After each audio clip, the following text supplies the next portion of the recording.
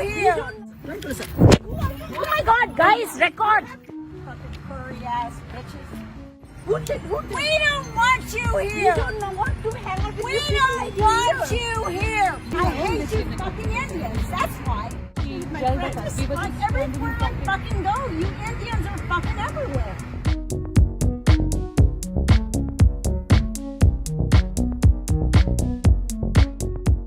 जैसा कि आपने देखा कि कैसे एक विदेशी महिला कुछ भारतीयों को गाली देकर अपमानित कर रही है, और यह अपमान उनको जरूर महसूस हुआ होगा जो भारतीय हैं। मैंने जब यह वीडियो देखा तो मुझे यह अपमान यहां चुभ रहा था, और जो भारत के निवासी नहीं हैं उनको इस अपमान से क्या लेना देना। उदाहरण के तौर पर यदि कोई पाकिस्तानी यह वीडियो देखे तो संभवतः उसको इस अपमान से कोई फर्क ना पड़े।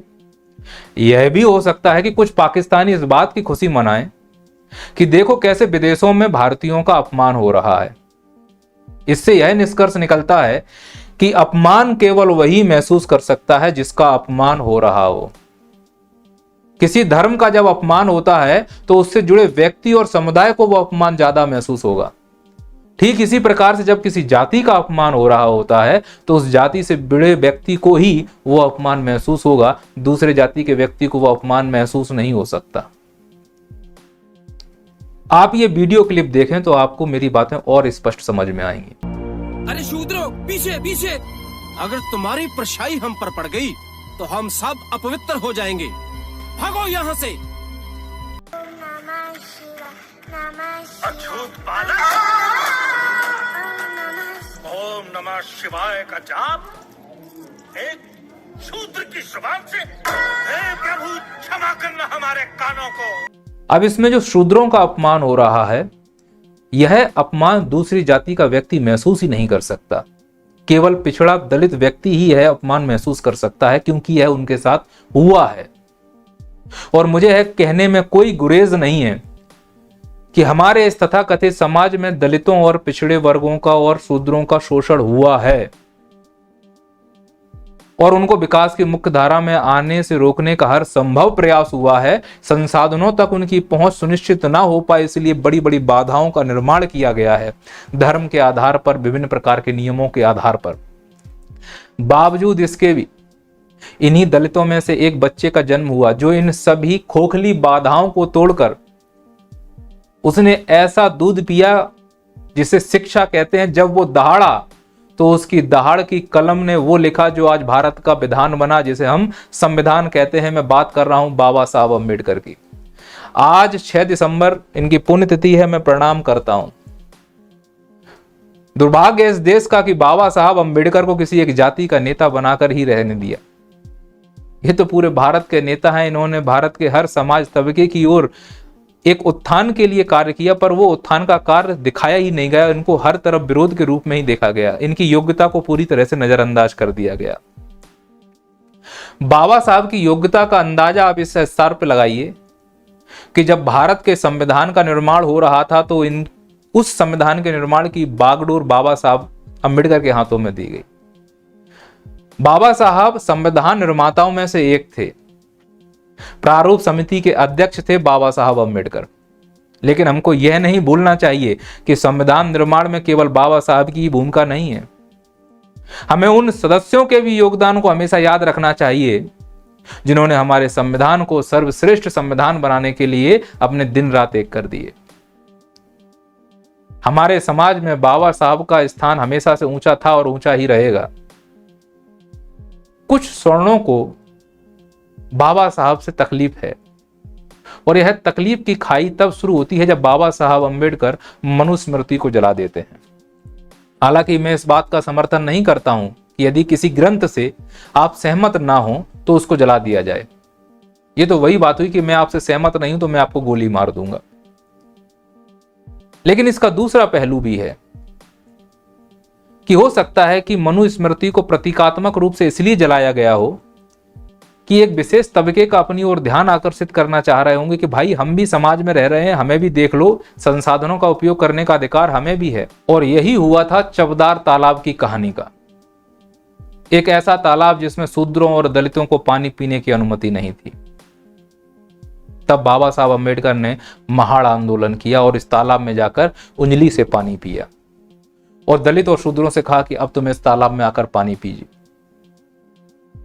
बाबा साहब के जाते ही यहाँ के स्वर्ण और क्षत्रिय लोगों ने इसमें गौमूत्र और गोबर मिलाकर इस तालाब का शुद्धिकरण किया। क्या मनुस्मृति हमें यही सिखाती है? क्या मनुस्मृति यही कहती है कि संसाधनों पर केवल ब्राह्मण और क्षत्रियों का ही अधिकार है? अगर मनुस्मृति ये सिखा रही है कि यह समाज केवल क्षत्रिय और ब्राह्मणों का ही है, अन्य समाज के लोगों को बिल्कुल नजरअंदाज कर देना चाहिए, तो फिर ऐसे धर्म ग्रंथों को जला देना ही उचित होगा। पर ऐसा है नहीं। जो मनुस्मृति का अनुसरण कर रहे हैं, मैं उनको ये बात बोलना चाह रहा हूं कि मनुस्मृति स्पष्ट रूप से हमसे ये कहती है कि हमें धैर्य रखना चाहिए, जो कि हमारे अंदर नहीं है। क्षमा की भावना, संयम की भावना, चोरी न करना, स्वच्छता जैसी मूल बातें हमें मनुस्मृति सिखाती है, पर हम उन कुप्रथाओं को मनुस्मृति के सहारे ढोने का प्रयास कर रहे हैं जिसमें किसी विशेष वर्ग को फायदा होता है। तो स्वर्ण लोगों से यह कहना चाह रहा हूं कि यदि आप मनुस्मृति का अनुसरण कर रहे हैं तो उसके उस पहलू का अनुसरण करें जो हमारे समाज को आगे बढ़ाने का प्रयास कर रहे हैं। उन पहलुओं का अनुसरण ना करें जो हमारे समाज को पीछे ले जाने का प्रयास कर रहे हैं, द्वेष की भावना डालने का प्रयास कर रहे हैं। मनुस्मृति को पहले पढ़ना सीख लीजिए, उसके बाद मनुस्मृति का अनुसरण कीजिए। मनुस्मृति एक ग्रंथ है, ना स्वर्ण उसको समझ पाया अच्छे से, ना ही दलित समझ पाया। स्वर्ण उसकी ऐसी बातों को लेकर आगे जाना चाह रहा है जिसमें उसी का भला दिखे, और दलित केवल उसी बातों को देख रहा है जिसमें उसका बुरा दिख रहा है, जबकि ऐसा है नहीं। और दलितों को मैं इतना मैसेज देना चाह रहा हूं कि बाबा साहब अंबेडकर की बातों को समझें। दलित उत्थान के लिए बाबा साहब अंबेडकर ने कहा था कि तुम्हारे पैरों में पहनने के लिए जूते हो या ना हो, लेकिन हाथ में किताब होनी चाहिए। और बड़ा दुर्भाग्य है इस दलित समाज का कि वो तथाकथित नेताओं के बहकावे में आ गए। उन हाथों में किताब की जगह विभिन्न पार्टियों के झंडे ले लिए हैं, हाथों में किताब की जगह सिगरेट आ गई है, और इस सिगरेट को लड़की जला रही है मनुस्मृति की किताब को जलाकर। इससे समाज में केवल द्वेष ही आएगा, तरक्की नहीं आ सकती, और बाबा साहब भी ऐसा नहीं चाहेंगे। बाबा साहब ने वहां जलाया था इसको प्रतीकात्मक रूप से, यहाँ कहां आप प्रतीकात्मक रूप से इसको देख रहे हो? वो बाबा साहब जिन्होंने सिगरेट और दारू को कभी हाथ नहीं लगाया, ये लड़की सिगरेट पी रही, कैसे मैं मान लूं कि बाबा साहब के अनुयायी हैं? याद रखना, मैं सभी दलित और शूद्रों से बोलना चाह रहा हूं कि अगर आप सच में बाबा साहब का अनुसरण करते हैं तो बाकी सभी चीजों को छोड़ दो, दूसरे नेताओं के तलवे चाटना छोड़ दो, दूसरे पार्टियों के झंडे उठाना छोड़ दो, दारू, गाली गलौज, द्वेष की भावना छोड़ दो। केवल एक ही चीज का अनुसरण करो। अगर कुछ पीना है तो शिक्षा रूपी दूध पियो, क्योंकि बाबा साहब कहते हैं शिक्षा ऐसी शेरनी का दूध है जो पिएगा वो दहाड़ेगा। अगर आप शिक्षित हो जाओगे तो समाज में सम्मान मिलना तुम्हें स्वतः ही शुरू हो जाएगा, और यदि आप इस प्रकार की मूर्खता करोगे तो आप ये मानिए कि आपकी तरक्की कभी नहीं हो सकती, ऊपर बाबा साहब की आत्मा भी तड़प रही होगी। अब मैं कुछ मैसेज मुस्लिम भाइयों को भी देना चाहता हूं, स्पेशली वो लोग जो जय भीम और जय मीम के नारे लगाते हैं। मैं मुस्लिम भाइयों से ये कहना चाह रहा हूं कि आपके समाज के उत्थान के लिए एक अंबेडकर बहुत जरूरी है। आपकी रूढ़िवादी प्रथाओं को तोड़ना बहुत जरूरी है, तभी आप विकास की मुख्य धारा में आ पाएंगे। वरना गरीबी के जाल में आप ऐसे फंसे रहेंगे कि जीवन भर आप और आपकी आने वाली पीढ़ी कभी गरीबी से निकल ही नहीं पाएगी। क्योंकि कुछ नेता ऐसे हैं जो चाहते हैं कि आप विकास ना करें, लेकिन याद रखना कि जो आपका नेतृत्व कर रहे हैं मुस्लिम नेता, वो बड़ी बड़ी कोठी, बड़ी बड़ी गाड़ियों में रहते हैं। और जो जय भीम और जय मीम के नारे लगा रहा हूं, मैं स्पष्ट कर दूं, बाबा साहब अंबेडकर के मुस्लिमों को लेकर कुछ विचार थे। अगर आप बाबा साहब अंबेडकर को मान रहे हो तो फिर उनके विचारों का भी अनुसरण करो। बाबा साहब का पहला विचार था कि महिलाओं में पर्दा प्रथा नहीं होनी चाहिए, बुर्का पहनना बिल्कुल गलत बात है। क्या मुस्लिम समुदाय इस चीज को स्वीकार करेगा? अगर जवाब है हाँ, तो आप जय भीम और जय मीम के नारे लगाइए। अगर जवाब है ना, तो फिर झूठा अंबेडकरवाद का नारा क्यों लगा रहे हो?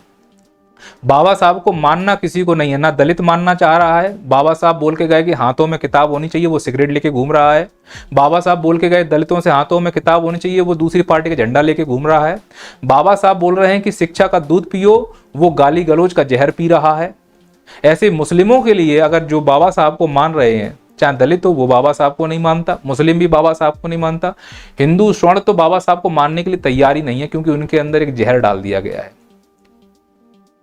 तो जय भीम और जय मीम का नारा लगाने से पहले समझ लीजिए कि बाबा साहब की विचारधारा क्या है। बाबा साहब ने जब अंत समय में हिंदू धर्म को छोड़ा था तो मुस्लिम धर्म क्यों नहीं अपनाया? क्योंकि उनका मानना था हिंदू और मुस्लिम धर्म एक जैसे ही हैं।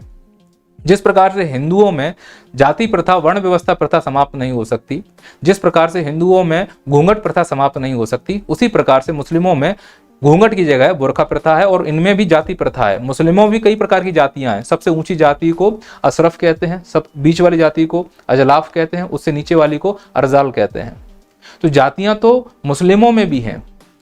तो जब मुस्लिम समाज भी हिंदू समाज की तरह एकदम रूढ़िवादी समाज है, तो फिर कैसे आप बाबा साहब का अनुसरण कर रहे हैं? क्योंकि वो व्यक्ति बहुत आधुनिक विचारों के व्यक्ति थे, वो समानता की बात करते थे। अब इसमें कई बोलेंगे कि तुम इतनी वकालत क्यों कर रहे हो, क्या किया है बाबा साहब अम्बेडकर ने देश के लिए, राष्ट्र निर्माण में उनकी क्या भूमिका है? तो मैं स्पष्ट कर दूं, बाबा साहब किसी एक जाति के नेता नहीं है। बाबा साहब ने हर वर्ग के लिए कुछ ना कुछ राष्ट्र निर्माण में अपनी भूमिका दी है। बाबा साहब ने महिलाओं के उत्थान के लिए, हिंदू महिलाओं के उत्थान के लिए, हिंदू कोड बिल के लिए नेहरू जी से लड़ गए कि हिंदू कोड बिल का आना बहुत जरूरी है। समाज के सुधार के लिए महात्मा गांधी से लड़ गए कि वर्ण व्यवस्था नहीं होनी चाहिए। मजदूरों के हक के लिए अलग से एक पार्टी बनाई। किसानों को आगे ले जाने के लिए पहले की। और यहां तक मैं उन छात्रों से कहना चाह रहा हूं, जो छात्र आज बेरोजगारी की चपेट में खड़े हुए हैं। आप देखते हो कि कोई भी सरकारी एग्जाम जब पोस्टपोन्ड हो जाता है, रिजल्ट नहीं आता, और जब आप अपने अधिकारों को मांगने के लिए जाते हो तो पुलिस आपको मार के भगा देती है। तो जब आप अपने अधिकारों की बात करते हो ना, तो इसी व्यक्ति के द्वारा तुमको ये अधिकार दिए गए हैं। जरा सोच कर देखो, जब कानून व्यवस्था है, अधिकार की बात है, तब तुम्हारी बातें नहीं सुनी जा रही हैं, उस समय क्या हालत हुआ करती होगी इन शूद्रों की, इन दलितों की। रूह कांपनी चाहिए सोचकर कि जैसे आज के नेता सिर्फ चुनाव के समय हमारी बातें सुनते हैं, चुनाव के बाद उनके कान में जू तक नहीं रेंगती है।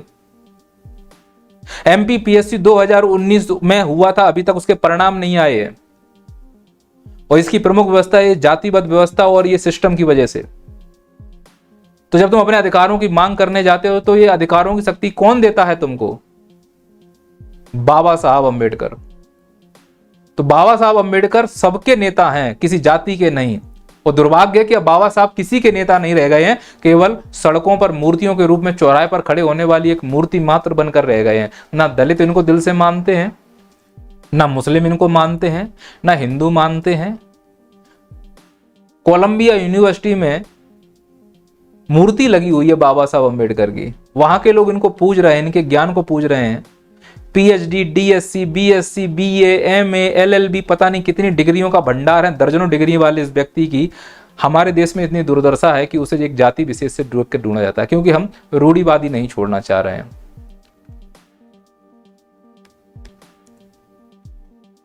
सबसे बड़ा इनका जो योगदान है वो है समाज उत्थान के लिए धर्म से लड़ गए। इन्होंने अपने अंतिम समय में धर्म को छोड़ दिया, बावजूद इसके ये मुस्लिम नहीं बने, क्रिश्चियन नहीं बने। इन्होंने एक ऐसा धर्म अपनाया जो शांति का मार्ग अपना। कितना बड़ा मैसेज दिया उन्होंने अंतिम समय में। और उन्होंने बौद्ध धर्म को अपनाया। उनका यह मानना था कि मानवता सबसे बड़ा धर्म है और समाज की तरक्की केवल शांति के रास्ते से ही आ सकती है। और वो ये भी कह के गए थे कि संविधान जिसके जैसे हाथों में होगा उसका वो वैसा प्रयोग करेगा। और इसीलिए वो लोगों को पढ़ा लिखा बनाना चाह रहे थे, क्योंकि उनका मानना है कि अगर जनता पढ़ी लिखी होगी तो सरकारें पढ़ी लिखी होंगी, और सरकार अगर पढ़ी लिखी होगी तो संविधान का प्रयोग सही तरीके से हो पाएगा। और जनता अगर अंधविश्वासी, अनपढ़ और कुतर्क करने वाली होगी तो सरकार भी अंधविश्वासी और अनपढ़ होगी। और संविधान की भाषा ऐसी है कि उसको पढ़ा लिखा व्यक्ति ही समझ सकता है, और अनपढ़ के हाथ में अगर संविधान चला गया तो बंदर के हाथ में उस तरह वाली कहानी होगी। बाबा साहब अम्बेडकर ने 3 चेतावनियां दी हैं। पहली चेतावनी, किसी भी नेता को भगवान मत मानो, उसके तलवे मत चाटो। वो सेवक है तो उसको सेवक की तरह रखो। क्या हम बात मान रहे हैं उनकी? नहीं मान रहे हैं। दूसरा, जितना हो सके शिक्षा ग्रहण करो। तीसरा, अंधविश्वास से दूर रहो। चौथा, प्रश्न पूछो, ऐसा क्यों? अगर हम ये सब करते हैं तो हम बाबा साहब अम्बेडकर को मानते हैं। और चूंकि भारत में अधिकांश लोग अंधविश्वासी हैं, भारत में अधिकांश लोग ऐसे हैं जिन्हें अब धर्म की अफीम चटाई गई है, तो वो तर्क कहां से करेंगे? और जो व्यक्ति तर्क नहीं कर सकता, जो व्यक्ति पढ़ा लिखा नहीं है, वो अम्बेडकर का विरोध ही करेगा। अम्बेडकर का परिचय, उनकी जीवनी, इस पर अगर आप वीडियो चाहते हो तो वो भी वीडियो बनाया जाएगा। मेरी बातें बुरी लगी हो तो दिल से मैं माफ़ी चाहता हूँ, पर हकीकत यही है अम्बेडकर के विचारों को समझें, चाहे उनके आर्थिक हो, राजनीतिक हो, सामाजिक हो। पहले किसी को पढ़ लो, उसके बाद आप विरोध करें तो समझ में भी आता है। अम्बेडकर को पढ़िए, गांधी को पढ़िए, भगत सिंह को पढ़िए, इनके विचारों को पढ़िए। व्हाट्सएप यूनिवर्सिटी से बाहर आइए। जय हिंद, जय भारत।